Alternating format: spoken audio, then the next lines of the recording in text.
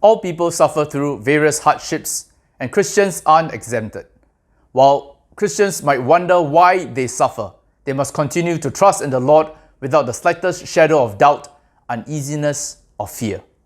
This exhortation for Christians to suffer well was written in the mid-1900s by a Chinese pastor named Wang Mingdao.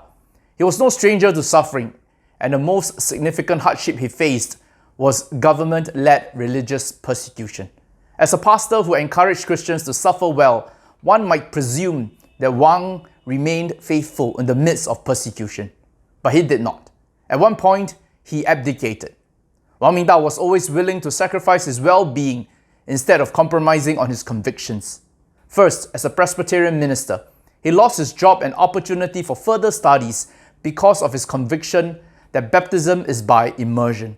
Later, he stood against the pressure of the Japanese to join a Christian coalition which he believed was unbiblical.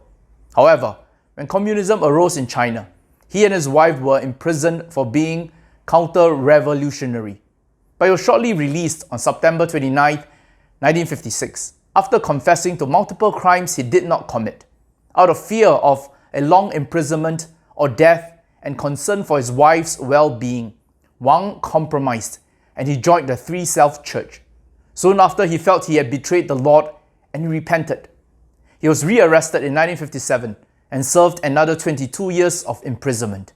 The faithfulness he portrayed through the rest of his life and ministry showed us that as Christians, we may fail or stumble in a witness and walk with Christ, but Christ remains faithful. His gospel is sufficient to save sinners and keep saints. Romans 1 verse 16. For I am not ashamed of the gospel, for it is the power of God for salvation to everyone who believes, to the Jews first and also to the Greek. For in it the righteousness of God is revealed from faith to faith, as it is written, the righteous man shall live by faith. Amen.